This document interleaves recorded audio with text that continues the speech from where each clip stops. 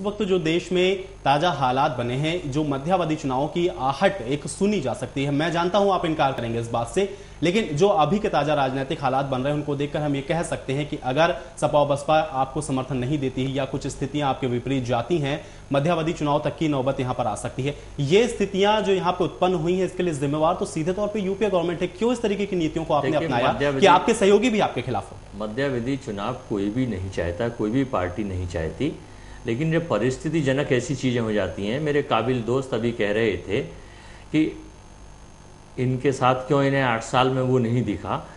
मैं ये बताना चाहता हूँ इस चैनल के माध्यम से कि 3 चीज़ों पे आजकल आपने अभी शुरू में बताया कि महंगाई, FDI और डीजल। जी, कोई भी सरकार रहे, अभी जिस वक्त राजीव गांधी, स्वर्गीय राजीव गांधी राष्ट्र के नेता थे, देश के नेता थे, अंतर्राष्ट्रीय नेता थे, कंप्यूटर को जब लेकर आए तो आज इन्हीं जो आज देश के बहुत बड़े सरमाएदार नेता बने बैठे हैं, चाहे वो भारतीय जनता पार्टी के हों, समाजवादी पार्टी के हों, अन्य पार्टी के हों, उन्होंने उस टेक्नोलॉजी का घोर विरोध किया था।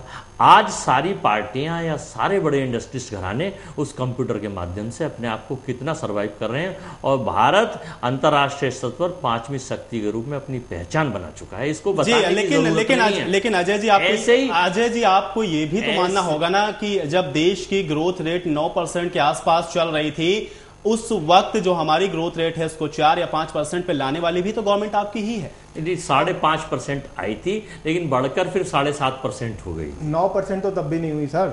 और जहां तक टेक्नोलॉजी की बात है, टेक्नोलॉजी अभी इस समय विषय टेक्नोलॉजी का नहीं है।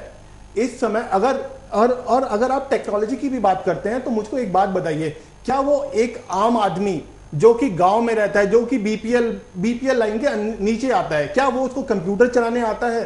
क्या उसके पास आज की डेट में टेक्नोलॉजी की वजह से कोई ऐसी सुविधा मिली है जिससे कि वो अपने आप को कह सके कि हाँ, क्या अच्छा विजन देखा गया था राजीव गांधी के समय में? कितना फायदा मिला? बिल्कुल मिली है। आज आप ग्राफ उठा के देखिए, साक्षरता का। आपका एफडीआई का ग्राफ देख रहा हूं ना, साक्षरता का ग्राफ उठाकर आप साक्षरता का ग्राफ उठा के देखिए, आप स्टेटों की साक्षरता का ग्राफ। अजय जी आपको यहाँ पर रोक रहा हूँ। टीआर शर्मा जी इस वक्त हमारे साथ फोन लाइन पे मौजूद है, राजनीतिक विशेषज्ञ हैं। टीआर जी, सबसे पहले तो मैं आपका स्वागत करता हूँ यहाँ पे हमारे इस कार्यक्रम में।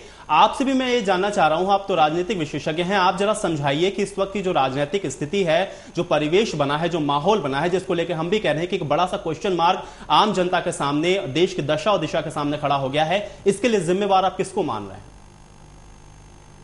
आप किससे, मेरे से पूछ रहे हैं? जी, आपसे ही पूछ रहा हूं। देखिए, ऐसा है, मैं बताऊं आपको जी कि ये जो हालात पैदा हो रहे हैं, ये आंकड़ों का खेल है जी। जो अपने आंकड़े पक्ष में कर लेता है वो आगे बढ़ जाता है जी, दूसरा फिर उसका खेल बिगाड़ने में जुट जाता है जी। और इन सब की जड़ में एक ही चीज है, वो है भ्रष्टाचार जी। तो टीआर शर्मा जी, भ्रष्टाचार की जड़ में भी तो टीआर शर्मा जी जाना होगा। जो गवर्नमेंट है, जो प्रेजेंट गवर्नमेंट हमारी यूपीए 2 की गवर्नमेंट है, यही तो जिम्मेवार है।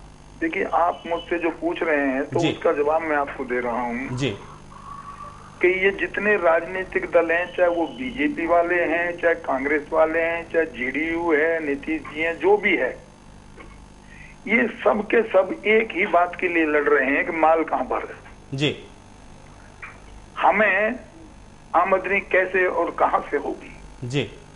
सब इसी बात पर लड़ रहे हैं। टीआर शर्मा जी, आप बने रहे। एक चीज नोट की होगी, अभी पिछले दिनों ये जो कोयले का घोटाला चला, तो इस पे कांग्रेसी नेता मंच पे आके आपके टेलीविजन चैनलों के माध्यम से आकर के कहते हैं बड़े फख्र के साथ कि देखो जी, वो ये बीजेपी वालों ने भी तो किया जी। अरे बीजेपी वालों ने भी किया, इसका मतलब आप ये स्वीकार करते हैं कि आपने घपला किया। बिल्कुल सही बात है। ये तो आप मानेंगे ना जी। टीआर शर्मा जी, यही तो सबसे बड़ा सवाल है ना कि आप दूसरे आदमी को चोर कह के अपनी चोरी को सही साबित नहीं कर सकते। जी जी। टीआर शर्मा जी, ये साबित करना, ये कहना, देखिए, मनमोहन सिंह को ये बताते हैं बड़ी स्वच्छ छवि का आदमी है, बड़ा ईमानदार आदमी है, बड़े बड़े कसीदे पढ़े जाते हैं, उसने भी ये शेर व शायरी की थी अभी उसमें सदन में।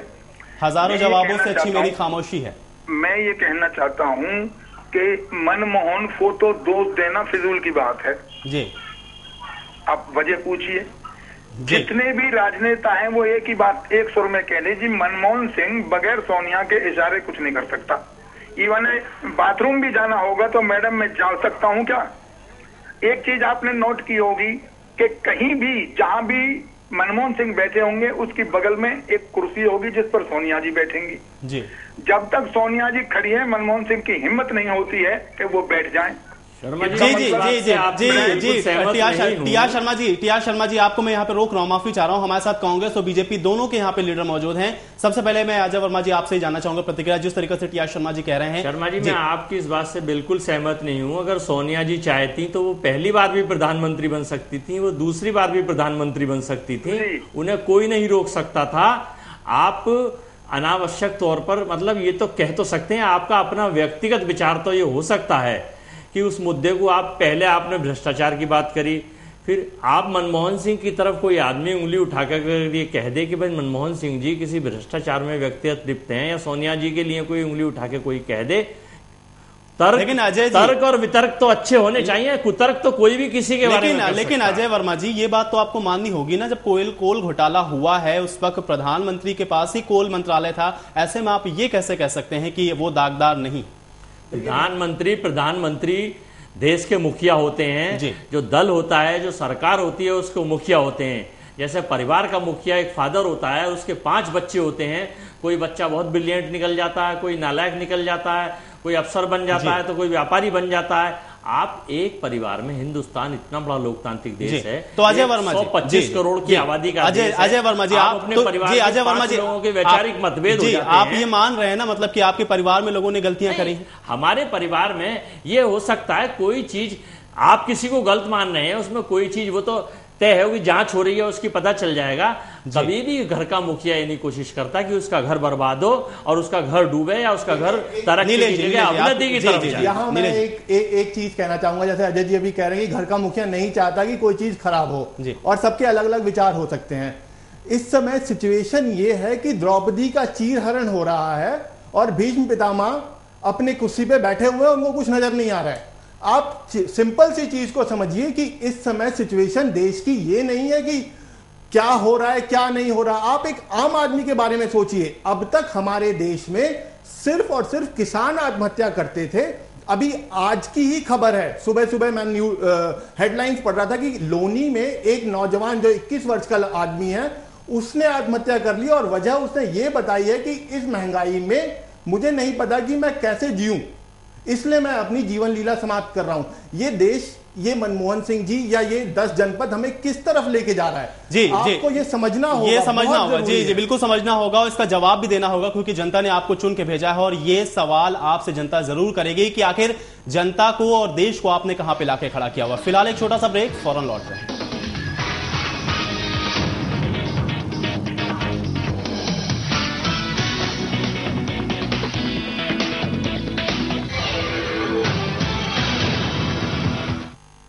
दो 2007 शुरुआत क्रिकेट के नए रोमांच की।